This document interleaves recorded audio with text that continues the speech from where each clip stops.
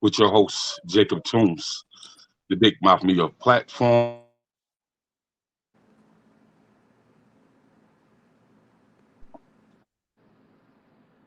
And this is sponsored by Positive Productions LLC, a multimedia and film company.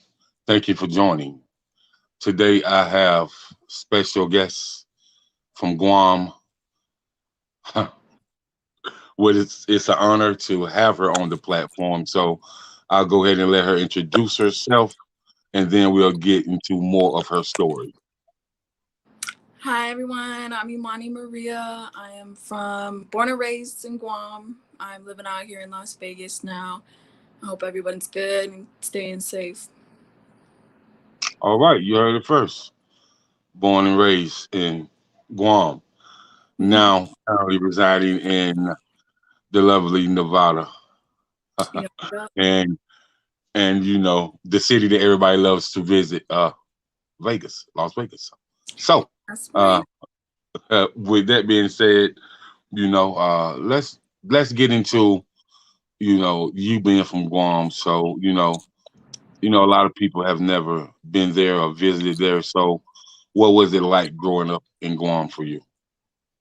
It was fun. It's like living in paradise, You got the beach down the street from your house. You got friends, super close to you. Just you just living the island life, barbecuing every weekend, go kayaking or, hiking, going to some waterfalls and stuff. It was dope. Very inspirational to me. I'd say that was where most of my inspiration came from, was growing up in Guam. Okay, okay, okay, okay. Interesting, interesting. I know with you transitioning from Guam and moving to Vegas, that was so different for you, and we'll get into that a little bit later. But let's talk about how your how you developed to know that you had a gift when it comes to music. Well, I honestly, when I first started singing, I didn't know that I was any good. I didn't, because I was only in like elementary school, and I would just sing randomly and everything. Because I just love to sing for some reason, and I would always harmonize with like music on the radio and stuff. And I never really thought anything about it until I got, I got into my Chamorro class in 5th grade. And Chamorro is what Guam people are. That's our ethnicity, is we're Chamorro. And so my Chamorro teacher, she was telling me, that I had a good voice, and, that I should sing for the play that was coming up. So I did. And after that, it was just like, I just knew that I was good, and that, I wanted to pursue music. Okay, okay. Yeah. So around that age, how old were you around that age? I think it was like 10, I think. 10. 10, around 10. Yeah. Okay. So it was, it took me a long time to get where I'm at now with my voice, vocally, but uh, I don't know. They were just, they would tell me that I was good. So I just kept going with it. And, Okay. eventually Okay. here I am now. So making that transition to have the confidence to know that you had a great voice, and with your music teacher telling you that you should really start singing more. Hmm. Um, as time transitioned on, from 10 years old, when did you really realize that you can wow people with your voice? Um, I think it was that first performance that I did in 5th grade that really, like showed me how much of a good singer I could be if I just kept going at it. And then Hmm. when I was in middle school too, middle school and high school, I sang a lot more. I opened up more of my voice. I was really shy. So I knew I had to like push myself to not be as shy, because of, it's, I felt like I should share my talent with, with everybody. So I would say like middle school, high school is when I started to really realize that, a lot of people were feeling me and feeling, my voice and everything. So that was when it all kind of like started picking up, was like middle school, high school. Okay, so Yeah. when your mother found out that you can sing as good as you can, and as the music teachers were pushing you, and friends and peers were pushing you, when your mother realized, like, my daughter has this amazing voice, you know, what was her reaction, and how did that make you feel when you can really share that gift with her? She loves it. Oh my gosh. She loved it since the first time I performed. She cried. She loves it. My dad loves it. He would not stop asking me to sing. They would not stop asking me to sing all the time. Every time we had a function at my house or anywhere, they would always try and get me to sing, for everybody. Mhm. Right, right. So now, you started singing more, and middle school, and what was that level of transitioning when you went to high school? Because when you're in the, it seems like when you get to high school, you're more vocal and more sociable, and you know, um, you really get get this thing where you know uh, people start mingling a little bit more. Because they're older now, and they're coming in into this aura of their communicating about different things, maybe about college, maybe about what's going on in the world, maybe about the new music that's coming out. So how was that for you socially, when you make that transition to high school, and when people from middle school followed you to high school, and they knew you had this amazing voice, and so how was that transition? It was actually really smooth. I mean, since I started getting a lot more comfortable with myself, and a lot of people started to notice me a lot more, um, they would always tell me that I should join these different clubs, like join band, and um, I should join this, Chamorro culture group. And that's what I did. I actually joined a Chamorro cultural dance group, and I was in high school.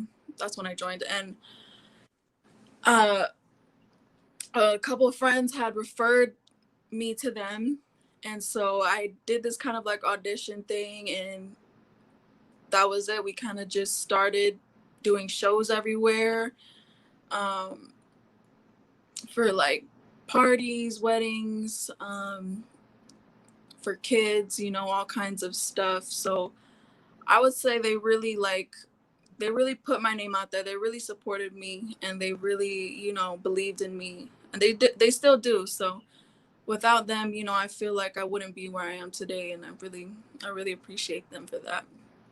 All right, so let's talk about the Jamara culture, and for people who don't know, what that may be, because you were born and raised in Guam, so break that down to the audience, so they have a better understanding, and so they'll know the next time somebody brings it up, they'll be like, yeah, Jacob had somebody on his show, the singer that was on his show, she talked about that. So break that down for us. So Guam is a part of the Marianas Islands. It's located in the Pacific. It's closer to like the Philippines and um, like Japan. It's closer to those areas. Um, I don't really know. It's kind of like you have to. I could explain it the best way I can, but I feel like you would have to. It's way better to like experience it in person and feeling the full effect, because I don't think I give it justice. But it's hmm, we do like kind of we do like it's not hula necessarily. It's like similar to like, you know, Hawaii and all these other beautiful islands and stuff, but uh we have our own like culture and stuff, our own language. Uh hmm. We have a couple sister island, or we have a sister island. It's called Saipan, and it's just right next to us. It's like a 40-minute flight away from Guam, but it's dope. It's I don't really know how to explain it.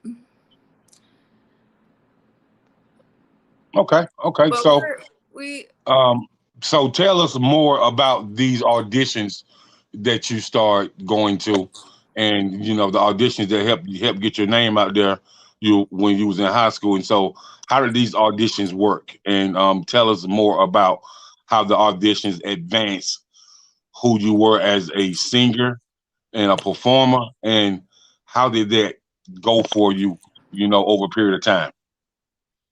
um so my auditions, I didn't really do a lot of auditions. It's kind of because back there, like in Guam, it's very small. Everybody kind of knows who you are, and um a lot of people are related to each other. A lot of people know people from mutual friends or whatever. You know, it's like it's it's easy to get connected and stuff. So I didn't really have to audition much for anything, just because, you know, we had family and friends that we knew of that were in the music, you know, doing live shows and all that kind of stuff, and going out and doing all these gigs and stuff like that all around the island. So, you know, I just got asked a lot of times to be a part of those, things, be a part of those gigs, and work with different Guam artists and stuff.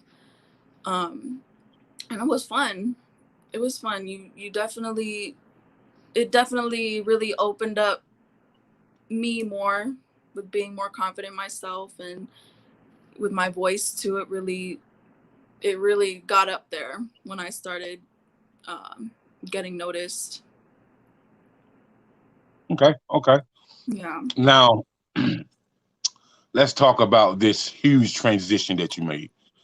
You Hmm. know, coming from Guam, your home where you were born and raised, and transitioning to a place like Vegas. With there's a whole different culture. There's a lot more people, a lot more things to do. Hmm. A lot more people that's doing the same thing that you're doing. And how was that transition for you? When you and your family first made that transition. Well, at first it was, you know, it was definitely a culture shock. I'm I'm like a nature kind of girl. I love being outside, and I love, you know, seeing green and everything, you know. So when I came here, it was kind of hard for me to deal with that part, but everything else, I feel like it was super cool to experience, like how there's so much stuff to do. There's so many opportunities out here.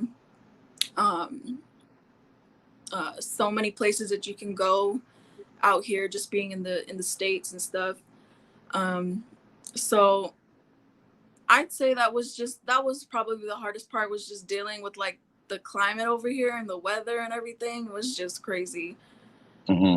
You know, because it gets so hot, super hot, and then it gets super cold, and then, you know, it's like having to adjust my voice and everything like that to this certain type of climate and temperature and stuff, you know. So it was I'd say that was about it, but definitely had some culture shock though, with Mm. all these different kinds of people and stuff.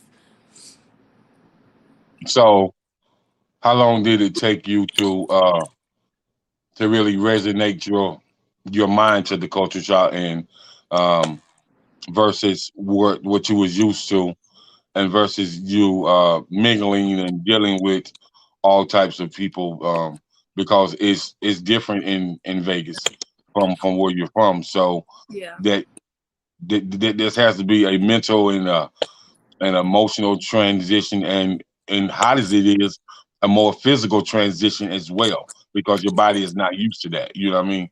Yeah, that's true. It is. It was It was just kind of hard for me, it was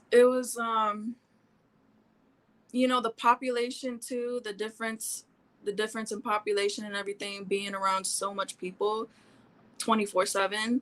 It was really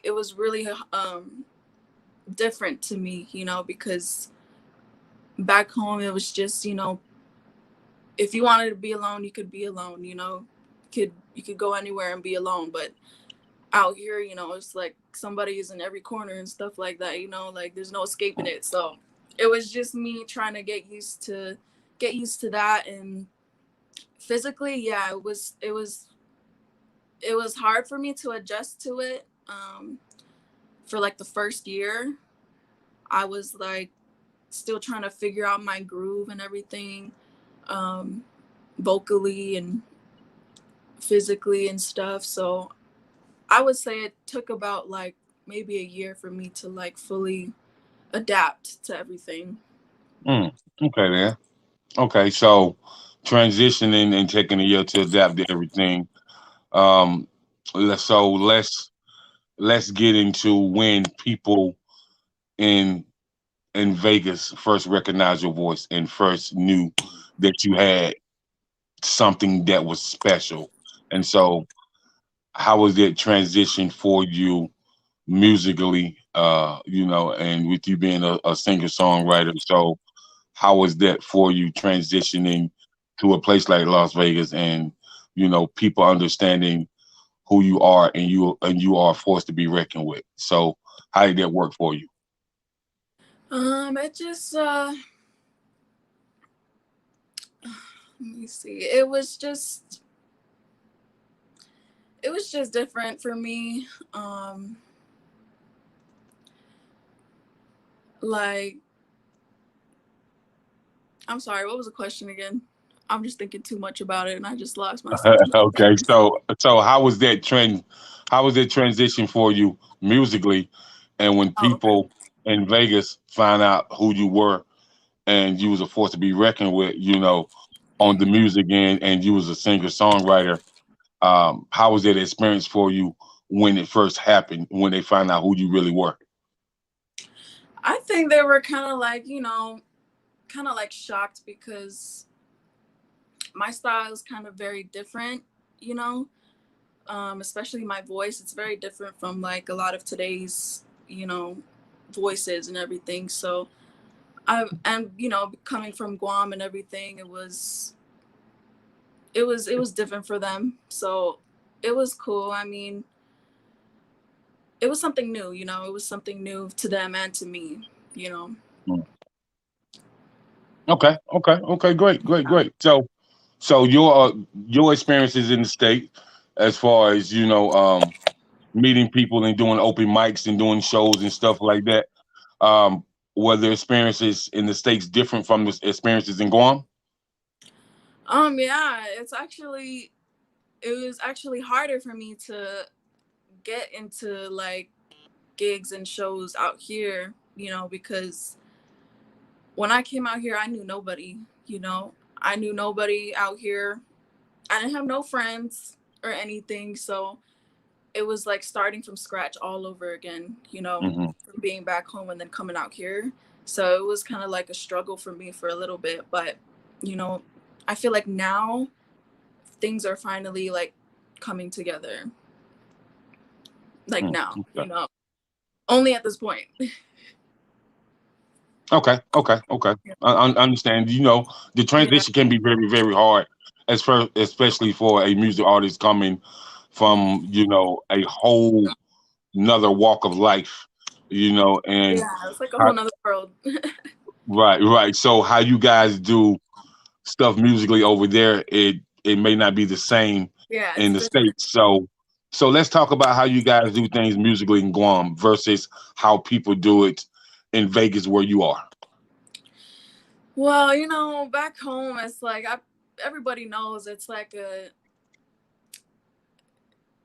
a family friend kind of thing, if you know somebody that knows Hmm. somebody, or if you know somebody direct or anything, you got the hookup or whatever, it's always like we're always open to putting out our our artists or our friends or families who are doing music or whatever. You know, it's kind of like a hookup thing Okay.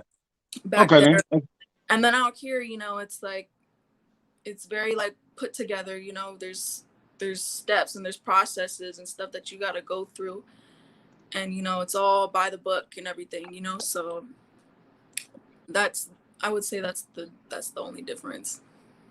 So would you say back home is family and friends oriented, and so everybody get together, just have a great time, Yep. and that's cool. But would you say out there in Vegas, in the States, is it more structured for you to really understand how the business works? So Yep. is that a plus for you? Yeah, it is. It definitely showed me, you know, that, you know, I don't know everything that's going on. You know, I don't know how to operate everything dealing with the music business. I don't know everything behind it. So coming out here and learning what's actually going down, what's actually happening, especially behind, you know, behind the closed doors with the music industry, it's like it teaches you a lot. It taught me, it's still teaching me a lot. I'm still learning. Um, there's definitely a lot that, you know, I didn't know um, about the music industry and about, you know, pushing your music out that, you know, I didn't know when I was back home. So it's definitely a plus one for me. Okay, okay. So Yeah. let's let's talk about um, you as a brand. Let's talk about your name for a minute, because your name is a part of your brand, and so um, for those who didn't catch it at the beginning of the show, go ahead and tell them your name once again. My name is Imani Maria. Was born and raised in Guam. I'm living out here in Vegas. Um, and I'm an upcoming artist, R&B artist. Okay, Amani Maria. Whew. Hmm. So, um, it has a ring to it. So, it sounds like your artists are. It sounds like that belongs on like a female's purse line, or a female's, you know, pair of jeans, or it Sounds like sounds that. like it just sounds like a real fashion statement. And Yeah. with that name, you know, Amani Maria, what are your plans for the name, besides you being a recording artist, singer, songwriter? What are your plans to really brand that name as well? I definitely want to get into fashion, you know. Um, Besides music and everything, I love to wear all kinds of different clothes and, you know, experiment and stuff like that. So with my wardrobe and everything. So I feel like and the name fits perfectly, so I feel like clothing would be a good thing for the brand. And so it's funny you say about fashion. So when I created the flyer today, you Mhm. know, Elle had sent me a picture of you. So I said, well, let me go check out her uh her Facebook business page. So I went and checked your page out, and I see you have this red jogging suit with these white ones, you um and you leaned over on this old school, and I was like, whoa, this is hot right here. So uh tell me about that brand of clothes you was wearing, and tell me about how that portrait came together, and because it's hot. It's real hot. Thank you. It was so the clothes are by Most Hated Lifestyle back in Guam. They are a streetwise kind of streetwear type clothes that are back in Guam. They have a shop and everything open back there. They sell online, so if you guys want to check it out, it's called Most Hated Lifestyle Clothing. It's so we actually know the owners. Well, not me, but my my family. We kind of know the owners of the clothing company, and so he just launched the jogger set. That's around that same time that I posted that picture, and he wanted us to do like a family, like a little family like photo shoot and stuff. And so we also had a friend where we were staying at before I was staying here.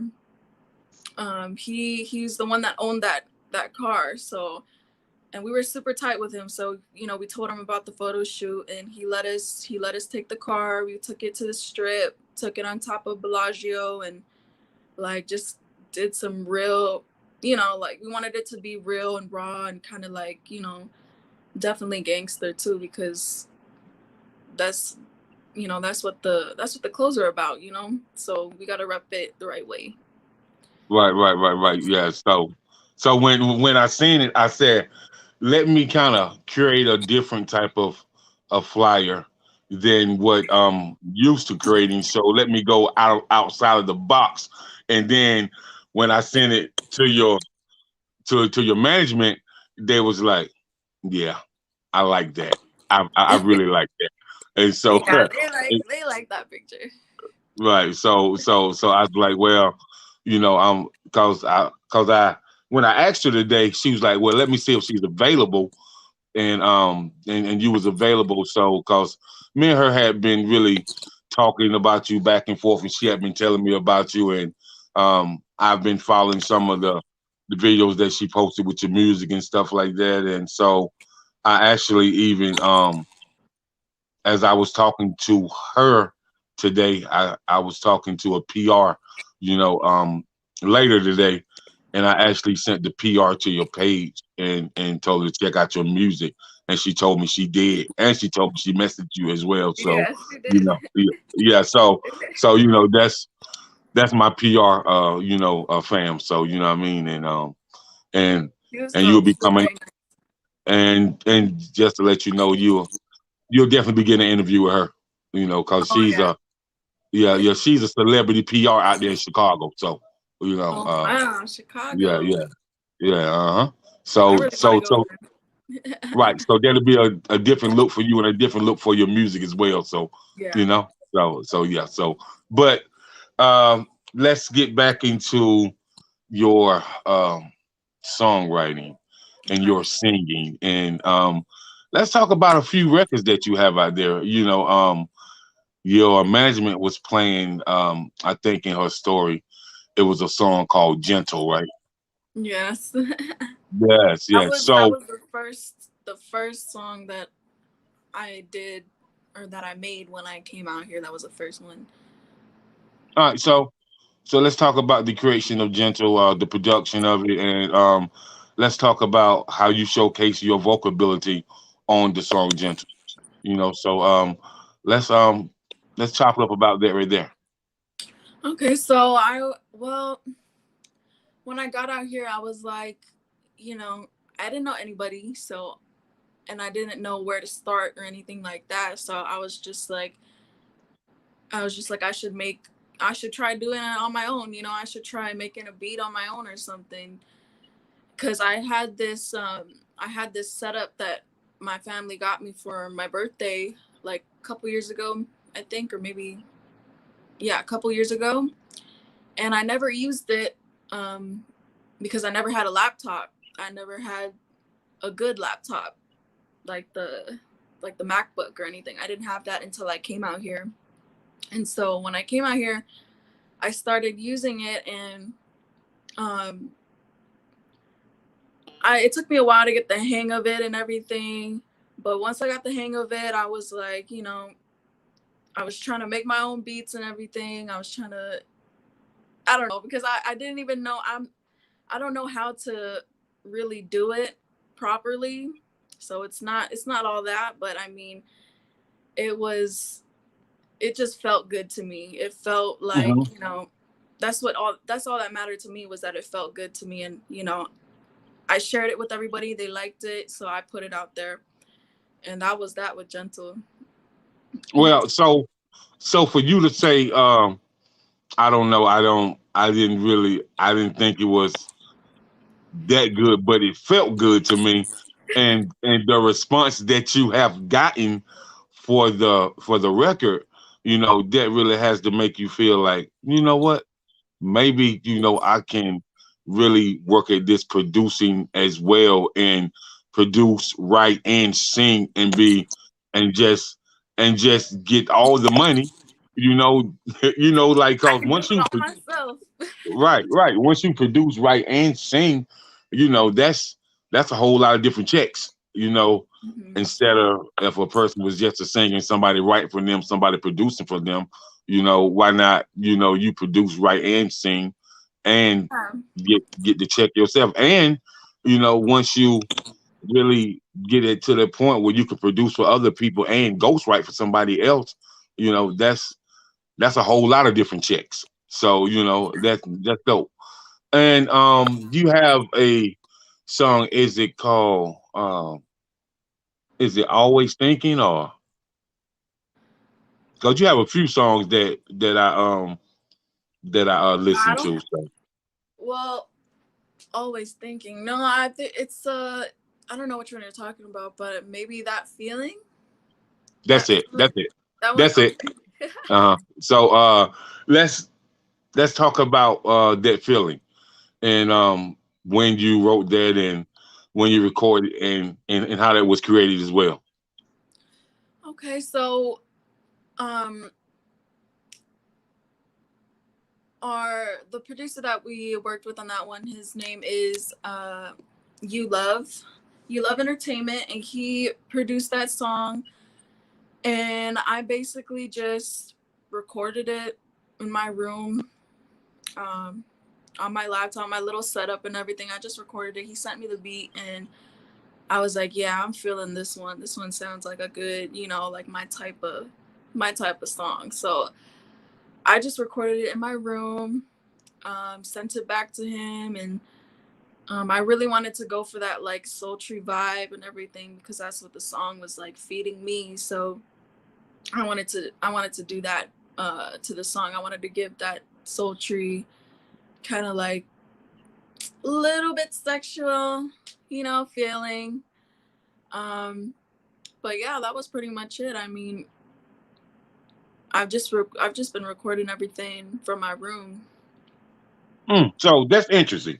Hmm. That's interesting that you've been recording everything from your room. And let's talk about how that transition went when you first started recording, and how you got the better understanding for what a recording is supposed to sound like, the levels of it, and everything like that. So how was that transition for you, to really become an engineer? Because once you can and I will tell you, if you recorded these songs from your room, you super dope, for real.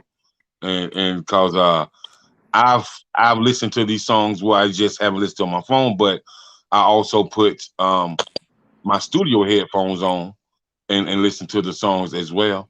And like I say, I sent your Facebook business page to the Hmm. to the to the to the PR out of Chicago, the celebrity PR, my ad, and she was like Soul Trick vibes. I love her. You know what I mean? My type of music. So, that says a lot when a PR that's been around the game. I think the PR she been in the PR game since about, I want to say, about 2014. So she got a little time under her belt. So when she told me that, I was just amazed, but I didn't expect anything less because I've been listening to your music for some months now. So so I've been Yeah. listening to you for a while now. So let's really talk about the recording process. So when I first got here, well, I got a lot of really good tips from um, the producer of That Feeling You Love. He was Hmm. telling me, because when I first got out here and I was recording stuff on my own, um, I didn't know anything about like engineering. I still don't know. I'm still learning because, engineering is you gotta, somebody told me it takes years to master, engineering and stuff. There's always new stuff coming out and everything. So, um, when I first recorded Gentle, I didn't even really like care about like background noise or anything. Like it was just like uh I kind of just sang, and I didn't realize that you had to, you know, like it has to be really crisp and like quiet, you know, can't be no noise or nothing like that. Can't be just even like a little like fan and stuff in the back. You know, he was telling me it has to be really, really clear and really really quiet in the back and stuff. So, you know, when I first got here, I was just like, I didn't even know about any of that. So when I did that feeling, I sent him my vocals, and he was like, you got to redo it over again because I can hear a whole bunch of stuff in the back. And I was like, oh smack. So I had to re-record it and make sure that everything was good, make sure that everything was quiet in the back, and, you know, my pronunciation and everything. And so he really gave me really good tips, and he, you know, I've learned a lot from him too. So yeah, he's been helping me. He's been helping me out. Okay, okay, great. So I understand that first of all, um you're almost at 18,000 monthly listeners. I think is what 17,000 what about 17,000 and a half. Because I was just on your Spotify today. So um let's talk about how you acquired that many monthly listeners. You know, like that's a lot for an indie artist that transitioned from Guam to Vegas, and she's making, you know, a stamp like that, and making the music out. And shout out to, you know, shout out to L, you know what I mean? Because you know Ella has really been, L is a yeah. promo queen. And you know Yep. what a lot of people don't know, and I'm gonna tell the audience like I always tell her, we miss her on the radio. You know what I mean? Because when I say that she made that radio thing pop, yeah, man, she made that thing pop like Michael Jackson did back in the day. You know what I mean? She had some of everybody on there. Like, you Mm-hmm. know, like a lot of artists that she had on her radio segment just don't interview with everybody. You know, you actually got to know somebody to get next to them. But she had some amazing artists that's doing a lot of work in the industry, and that have already done a lot of work in the industry. So shout out to your management, man. You know, she good people, a lot of wisdom, a lot of knowledge, and she definitely gonna take you to the top, and that's facts. You know what I mean? It's nothing. It's not a doubt in my mind that it won't happen. Like she definitely gonna do that. So shout out to your management, man. Like She, yeah, I she has been, you know, mostly the one that's been, you know, promoting and everything like that. She has been really, you know, kicking butt promoting my music and stuff, and reaching out to these, you know, these other big people, you know, and getting me connected with them. And um so she's been doing her thing with the promotions. She has. right. So with the promotion marketing, that's definitely important for Yeah. independent artists like yourself, and for every artist, independent or Mm-hmm. mainstream, it's definitely important. So I did tell L that I do want you to give us some acapella, you know, give us some Mm-hmm. of that raw uncut sound. And she said, okay. I said, well, you know, me myself, I'm I'm a fan of the R&B, and you know, I have a great ear for R&B. So, but I really like that raw and uncut acapella too, because it says something different. So we Yeah. would definitely like for you to give us some bars, you know, Okay. a few R&B bars. Okay.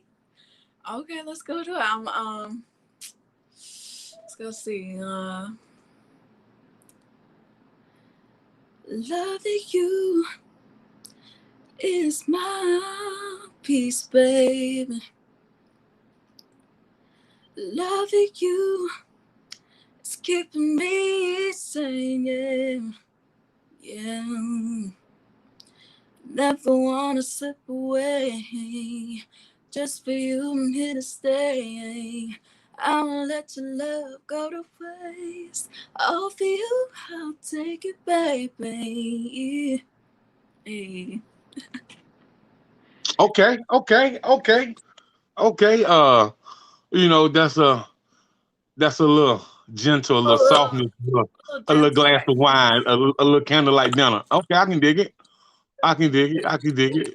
So, you know, we definitely appreciate that. And you know, for people that want to listen to that, you know, outside of the acapella, where can they go find it at? They can find it on all streaming platforms.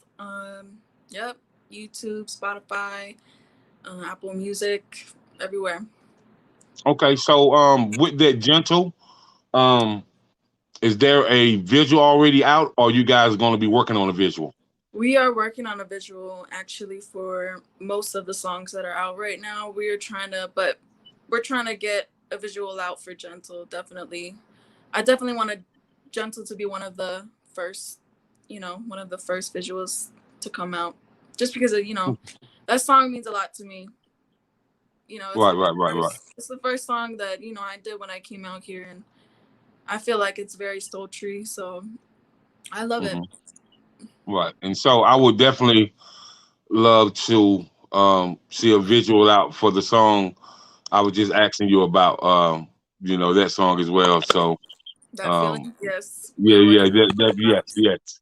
yes. So you know that's one of my favorites by you. So you know, and all of them sound good, but you know, it's some songs that just got their R to it, and it just hits you like, oh Yeah. yeah, I need to listen to this about 4 or 5 times back to back. You know what I mean? Yeah. So you know, I definitely, I definitely appreciate everything as far as your artistry, Mhm. because this is about the levels of music artistry. And Mhm. so another form of your artistry, is your stage presence and your performance. And let's talk about how you feel on the stage, what that makes you feel like, and let's talk about how you go back and watch live video and how you grade your performance. So um, at first I'll be like a little bit like nervous, of course.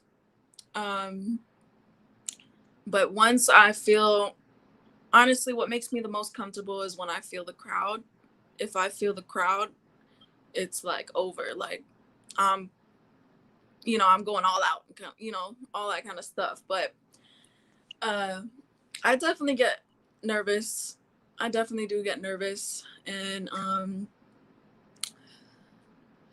when I look back at, old videos of myself, I'm always looking at myself to get better because, every performance, it helps me grow and stuff. So sometimes I cringe a little bit at some old videos, but, sometimes I'm like, that's, I did a good job, but I'm always like learning and always trying to get better, so. But I would say I Okay. was a little bit cringy in some of my old videos to me. Mm, okay. And so when you're on that stage, what is what is your crowd participation like, and how do you resonate your music, you know, um, to engage with the audience while you're in that performance? So how does that performance, actually make you feel while you're engaging with the audience, and on what level of that right there that you really wow yourself, because sometimes you'll be like, wow, I can't believe I killed it like that. You know what I mean? Because it looks better than it did the last time you performed. Hmm. So I don't know, when I'm engaging with the crowd, I like to make myself more comfortable and everything. I kind of like just I kind of like do a little dance or whatever, try and like block not block everything out, but just kind of be in my own world at the same time. because that's where I feel like I'm my most, that's where like most of me comes out, is when I'm in my own world and stuff. So I feel like when I'm in the middle of, on stage engaging with everybody, I like to feel the music. I like to, feel it in my body physically. I want to, I have to feel it. I have to feel it. Okay, okay. Yeah. I can dig that. I can dig that. Feeling it is everything. It sure is. It's definitely everything. And so from an artist standpoint of view, um, what are some things that you really hope to accomplish within the music business, and how do you plan back to give to the community? What I mean by that, do you plan to start a nonprofit? Do you plan to give to different organizations, or or do you plan to go back to Guam and start your own performing arts school? Like, so what are some things that And you have highlighted? I definitely want to start our own, I definitely want to give back to different organizations and everything, and I definitely want to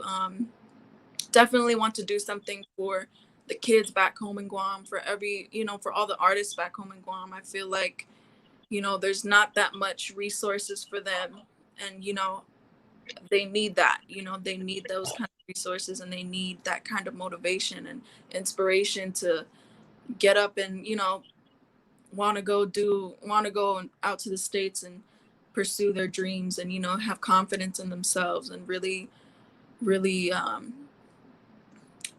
just learn more about the music and everything, because there's definitely a lot of talent in Guam, and I feel like it's just unnoticed, and it shouldn't be, because there are some really, really talented people, and a lot of really talented kids. Some kids have been playing, most kids would be playing the guitar since they were like, you know, babies and stuff. They've been singing since they were babies and everything. Our culture is very, we have a lot of music infused in our culture. We have a lot of dance infused in our culture. We have a lot of, instruments and everything like that. All, everything musically, it's very strong in our culture. So I feel like there's a lot of us that are, super talented, and that deserve to be, put up there and helped and supported. So that's definitely one of the things that I want to do, and I definitely want to give back to different organizations and stuff, because my family is really big on that. We are really big with giving back to people, and lending a helping hand. We're very open, and definitely have a lot of hospitality, and we care. So I feel like those are the things that I definitely want to get into. Mm. And it's funny you say that, because I sit on the board of directors of a nonprofit organization out in Charlotte, North Carolina, Human Blessings, and we fight against domestic violence, human trafficking, sex trafficking, sexual assault, and we focus on the at-risk youth as well. So, giving back is important. And Yeah, I also told Elle that I would love to go over in Guam and do one of the biggest music showcases that Guam has ever seen. When I say a big music showcase, I'm talking about a huge music showcase where um, the best three, artists get a distribution deal. that would You be know, amazing.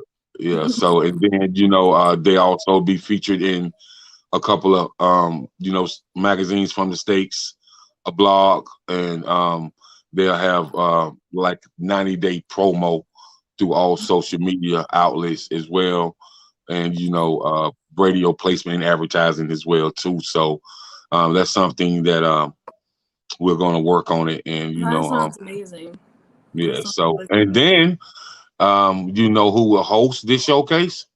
cool. You. Oh wait. Oh Oh yeah, wait. yeah, yeah. So why wouldn't we want you to host it? Because you're an artist from Guam that's in the States and making noise in the States. So you can really share those experiences with them. And I think that'll be really, really great when they see you come back and hey, your auntie said, "Me too."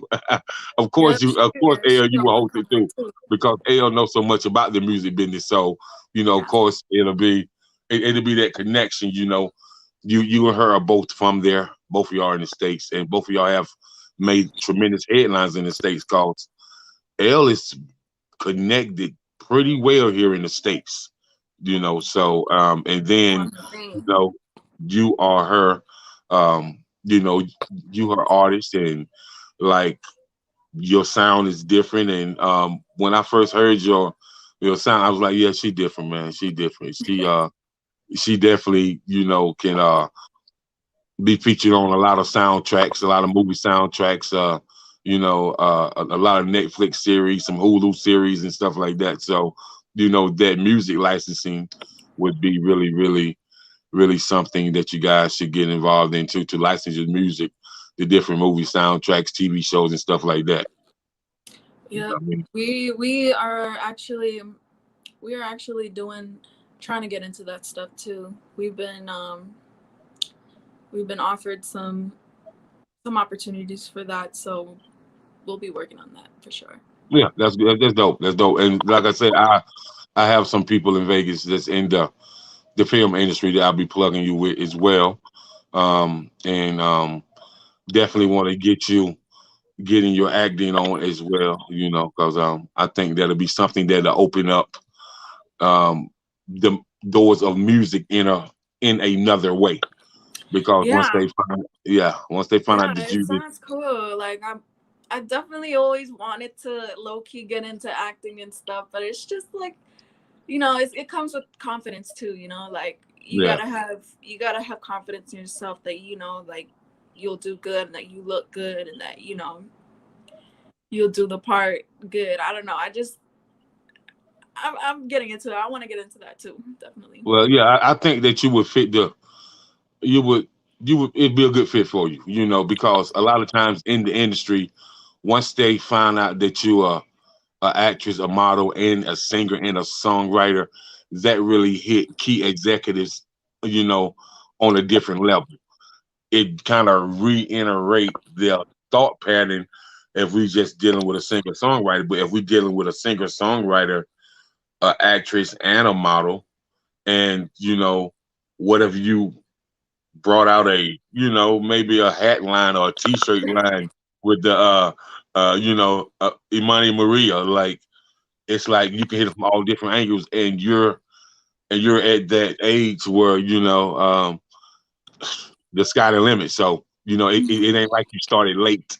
Yeah. You started young, so you're good. So Still got a long way to go. I yeah, you're on your way for sure, for sure. So um, just want to say I want you to give your shout outs, and give your thanks to special people, and give everybody your social media handles on where they can find you at, where they can chop it up with you at. And I just love what you're doing, and I love that you go hard in the paint, like it's no quitting you, there's no stopping in you.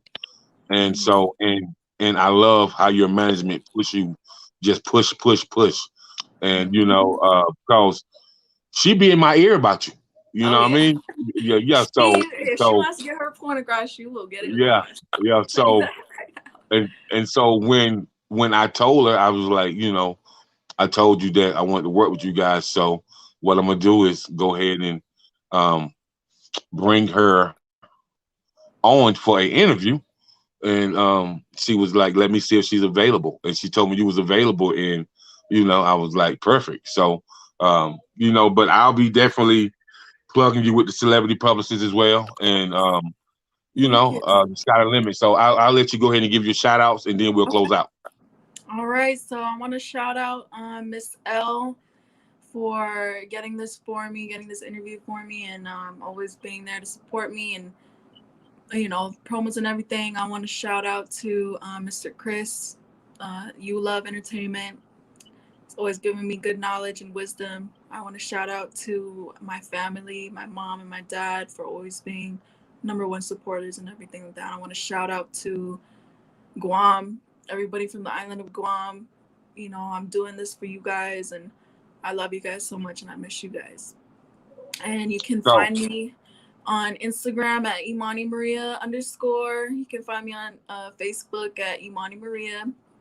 Twitter is Imani Maria.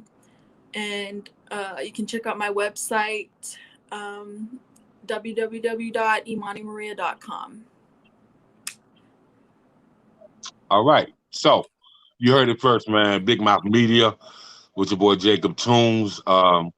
This is celebrity exclusive entertainment news at its best.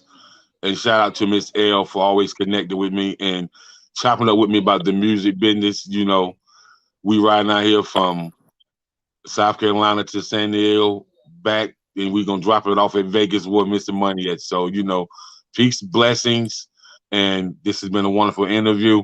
And for you Guam artists, you know, she set the bar pretty high, and so you know, but she's resonated with this platform right here. And if you guys want to be on the platform and want to chop it up about your career, and you know, we can chop it up because you know it'll be very very great Mm-hmm. for me to make that Guam connection, which I already have two of the finest, L and Imani, but L has shared some remarkable people with me, Mm-hmm. you know, Guam. So I look forward to having more of you guys, you know, on the platform. And, you know, I'm going to just say peace, blessings, and everybody who on here, go check Miss Imani out, you know. So I'll be posting a few of her things, and y'all can definitely check her out.